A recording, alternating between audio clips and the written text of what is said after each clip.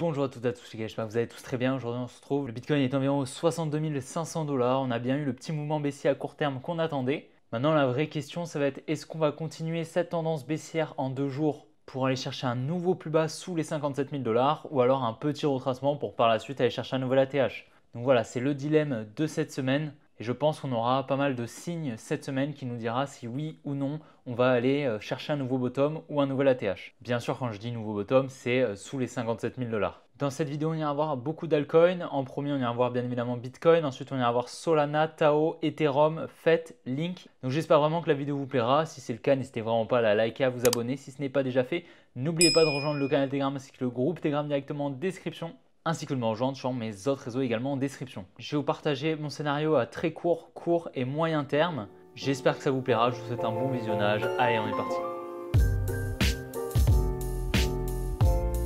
Pour faire un petit récap de la dernière vidéo, ici on était donc venu liquider cette résistance ici. Donc c'était pour nous de la liquidité avec une jolie distribution ici. Je vous ai mis les phases de week-off ici, donc Buying Climax, Automatic Rally, ST et Uptrust juste là. Donc le Uptrust c'est quoi? C'est la liquidation en fait, c'est le mouvement haussier ici qui permet la liquidation de cette résistance et donc la récupération de cette contrepartie afin que la smart money puisse se placer sans faire décaler le prix de l'actif. Là en l'occurrence c'est le Bitcoin. Donc après on s'attendait à un mouvement baissier, venir au minimum chercher la tiers. Donc qui est au niveau de l'Automatic Rally juste ici. On est bien venu la chercher juste là hier, donc c'est parfait. Malheureusement, on a essayé de trader ce mouvement. J'ai pris un break-even, donc c'est dommage. Pourtant, le biais s'est très bien exécuté, mais c'est le timing qui me manquait malheureusement. Donc voilà, vous le savez en trading, vous pouvez avoir le bon biais, mais si vous n'avez pas le bon timing, ça ne sert à rien. Votre trade ne va pas s'exécuter. Et là, sur le setup, c'était justement mon cas. C'est dommage. Donc on est revenu chercher la zone de fair value gap ici que je vous avais partagé sur le groupe Telegram ici. On avait vraiment une très jolie distribution, donc franchement top. On est venu donc mitigated, récupérer toutes les liquidités ici et mitigated une partie de l'imbalance. Donc l'imbalance, c'est synonyme de fair value gap, donc voilà, vous pouvez l'appeler comme vous voulez. Et ensuite, on a eu la libération d'un petit mouvement baissier pour venir chercher une partie de l'imbalance en daily. Donc si on se met en daily ici, on va voir qu'on a de la fair value gap qui était présente et donc on est venu en refermer une partie comme on peut le voir juste là. Donc là, il nous en reste encore un petit peu comme on peut le voir. Et on est revenu accumuler juste ici donc dans la demand qui était juste là. Donc l'order block intermédiaire. Donc voilà, étant donné qu'on est venu casser la tiers, à présent on est tout à fait ouvert à un potentiel retournement pour continuer la baisse. Personnellement, ce n'est pas ce que je vais forcément privilégier, tout simplement parce que j'attendrai au minimum la mitigation d'une partie de ce bloc institutionnel juste là. Donc j'attendrai à ce qu'on vienne juste ici au niveau des 61 000 $ au minimum. Donc ce serait à peu près à 50% de la fair value gap daily quand elle était donc un petit peu plus haute juste là. Donc ce sera assez pertinent parce que là, si on regarde, on a quand même un gros mouvement baissier ici qui n'a pas été mitigated. Donc ça veut dire que les ordres à la baisse ici sont à l'inverse du biais court terme qui est haussier. Le biais H4 est haussier. Et bien tout simplement, les ordres qui ont été injectés ici à la baisse pour faire décaler un ordre, ils sont en négatif. Donc il va falloir venir les refermer. Et donc c'est pour ça que j'attendrai donc un retour au minimum aux 61 000 $. Donc à très court terme, je dirais qu'on peut venir chercher un petit peu la petite trendline ici qu'on a. On pourrait venir chercher peut-être la grosse supply qu'on a juste ici. Donc venir effectuer une plus grosse mitigation un petit peu profonde. Donc on pourrait mettre la supply à 50% parce que comme vous le voyez, elle est quand même assez grosse. Donc on va prendre le Fibo, on va ça, tac, et on va prendre ma sauvegarde que j'ai appelée POI. Voilà, là on a les 50% donc de la supply qui sont au niveau des 63 695 $. Il serait potentiellement intéressant de venir les chercher pour par la suite aller chercher la demand un petit peu plus basse qui serait, je pense, la plus pertinente. Si vraiment on vient dedans, ça peut être intéressant d'avoir au minimum un rebond, à voir après si on continue la hausse ou si on repart à la baisse. Dans tous les cas, il va vraiment falloir tenir ce lot si justement on veut aller faire des plus hauts. Et comme je vous ai dit, j'attends au minimum un retour aux 61 000 $. Donc c'est quand même très important qu'on tienne ce lot ici parce que ce lot c'est le lot H4 qui est pour moi protégé. Si on vient le casser, on passe baissier en 4 heures. 4 heures c'est quoi? C'est la time frame, d'accord? Ici on est en 4 heures. Donc en fait on avait un high ici en 4 heures. On est venu donc le casser juste là avec ce gros mouvement. On est venu le casser donc à partir de ce lot ici. Donc ici on a pour moi le lot protégé en H4. Ça veut dire que si on vient le casser, mon biais s'invalide et on vient le casser.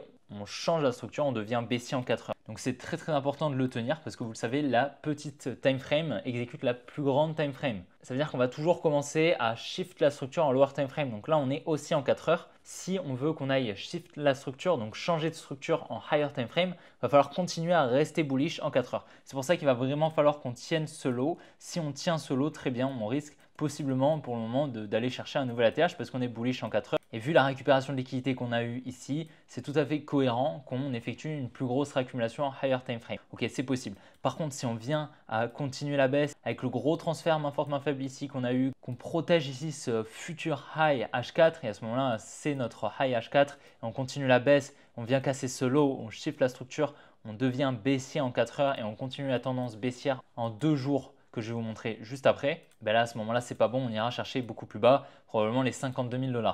Je vais vous montrer un petit peu la tendance en 2 jours. Donc voilà, je vous ai mis les highs et les lows en 2 jours. Qu'est-ce qu'on voit? On voit qu'ici on est bullish pour le moment, un low, un high, ensuite on a un low juste ici et après on a un high ici qui vient casser la structure ici.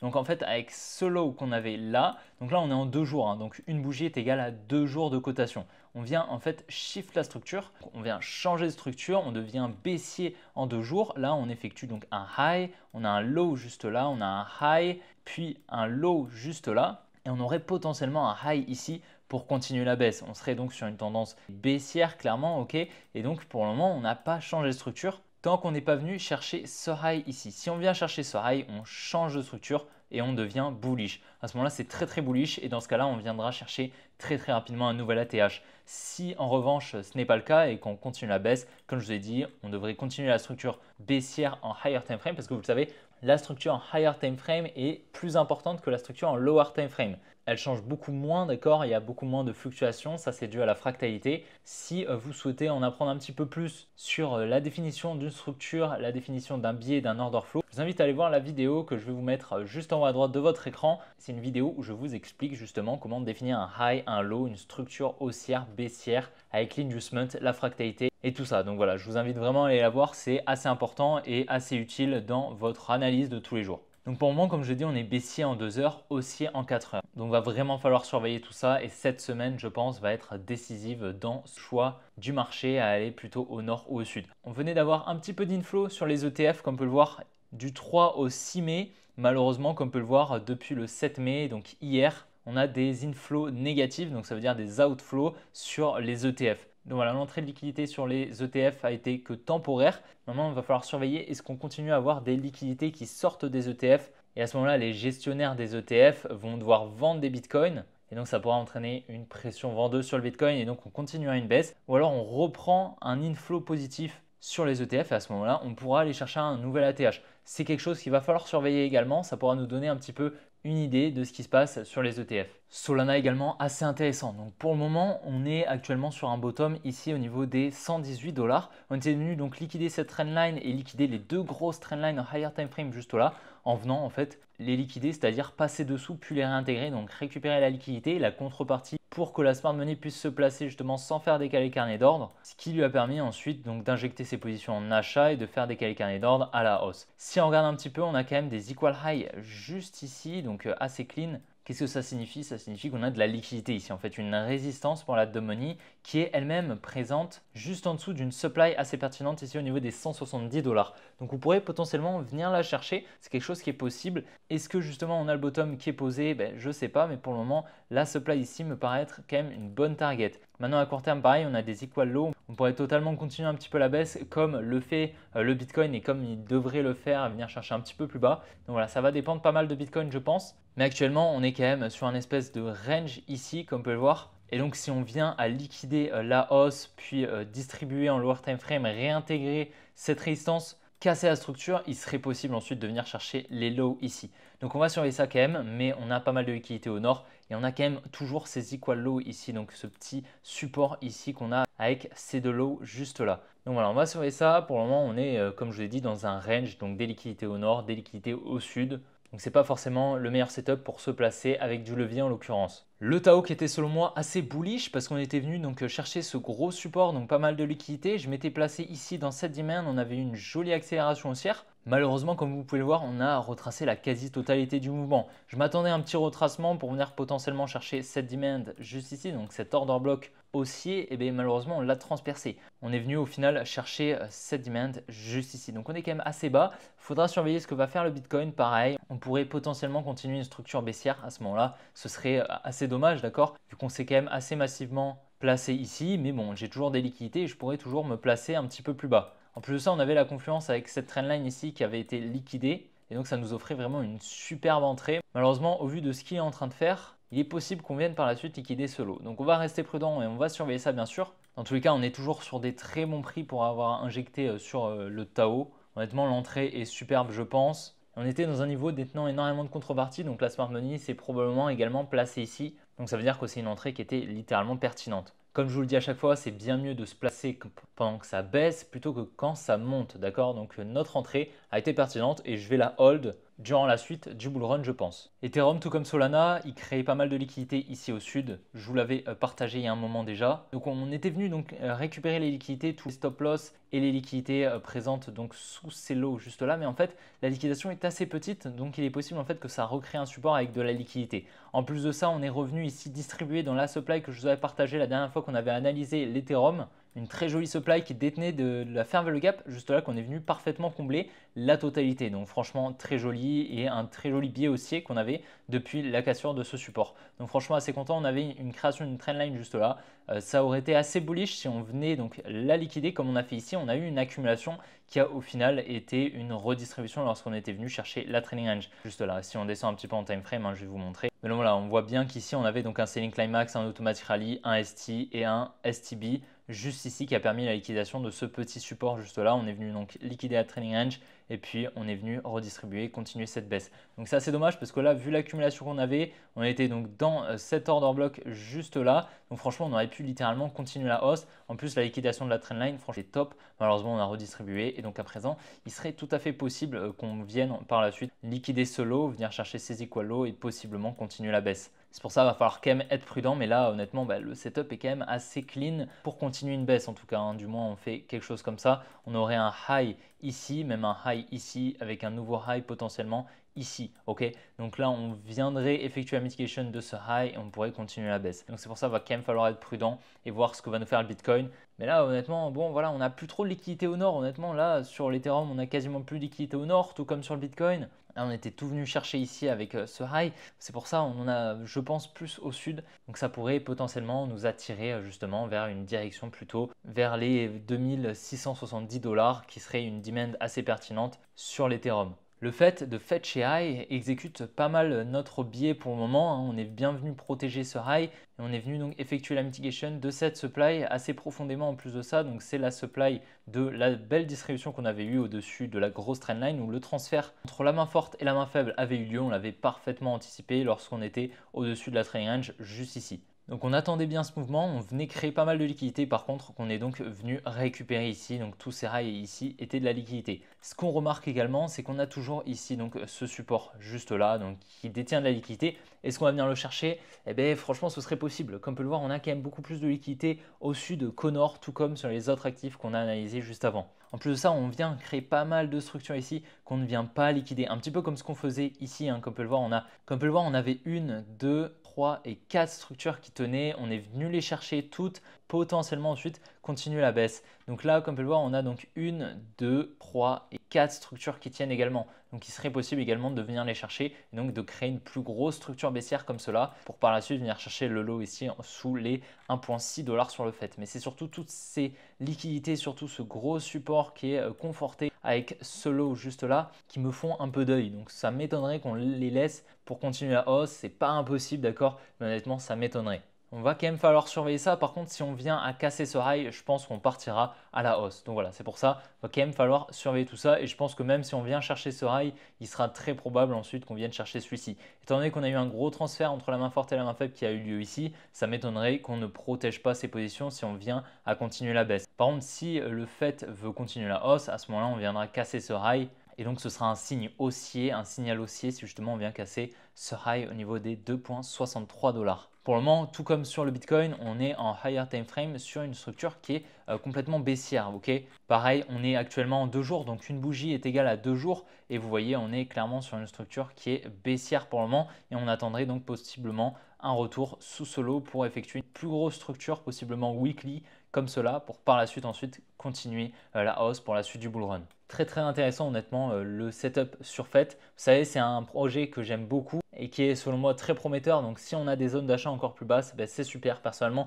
j'en ai racheté, je vous avais partagé mon analyse. Je vous avais dit que j'exécutais mon analyse sur Bitcoin, sur les altcoins et donc j'ai donc acheté du fait assez bas par ici. Donc je suis actuellement en profit, mais ça ne me dérangerait pas du tout d'être en négatif et pouvoir recharger un petit peu plus bas. Donc voilà, je me prépare à cette opportunité et je la saisirai si justement on vient sous ce support. Ce sera vraiment assez intéressant. Pour le moment, la majorité de mes indicateurs me disent qu'on va aller un petit peu plus bas. Maintenant, comme je vous le dis, ce n'est pas une certitude, bien sûr, mais ça me paraît quand même assez probable. Donc là, honnêtement, je suis un petit peu kiff-kiff et c'est, je pense, cette semaine qui va me définir si justement on vient effectuer des plus bas ou pas. Donc on va surveiller ça, bien évidemment. On est actuellement sur le Link, donc un petit peu comme les autres cryptos, en fait on a très peu de liquidité au nord, on en a beaucoup plus au sud. Si on regarde actuellement 2 jours, on est pareil sur une tendance baissière. Vous le savez, c'est la higher time frame, donc la time frame la plus haute qui est la plus importante et c'est la lower time frame, la time frame la plus basse qui exécute la time frame au-dessus. Donc c'est pour ça que c'est beaucoup plus important de regarder la time frame plus haute, c'est également plus simple et ça nous donne un biais beaucoup plus réel en fait de l'actif. C'est pour ça que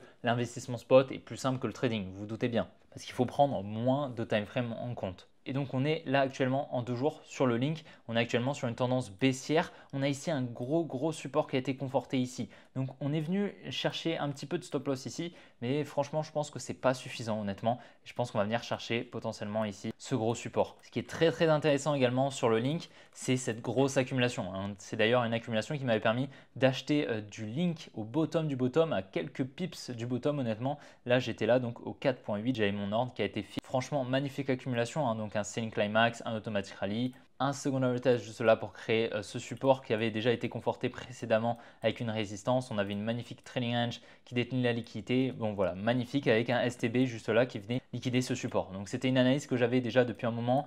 Il me semble que je l'avais analysé en avril 2023. J'avais fait un fichier PDF. Ben voilà, on était là exactement. Et j'attendais donc cette liquidation qui a eu lieu pour par la suite continuer à hausse. Ce qui est très intéressant, c'est qu'en fait ici, on voit qu'on n'est jamais revenu en fait dans toute cette accumulation. Ça veut dire qu'ici, il y a un nombre inimaginable d'ordres en négatif de la smart money. Ici, elle a énormément d'ordres en négatif, donc qui sont en vente, à l'inverse du biais actuellement en négatif, étant donné que le prix est au-dessus. C'est pour cela que ça m'étonnerait énormément qu'on n'y revienne pas pour effectuer la mitigation, donc refermer tous ces ordres. Plus de ça, avec ce support, ça m'apporte de la confiance. Je m'attends honnêtement à un retour un petit peu plus bas, au minimum 7 demand ici au niveau des 9 $ et il serait extrêmement pertinent d'aller chercher cette demand ici. Pour moi, la plus pertinente honnêtement, ce serait la demand des 7.7 qui est en fait le niveau moyen d'achat de la smart money. Donc ça lui permettrait réellement d'effectuer la mitigation de la totalité des ordres qui sont en négatif dans ce gros bloc ici de plus de 1 an et demi il me semble. Je crois que le range a été extrêmement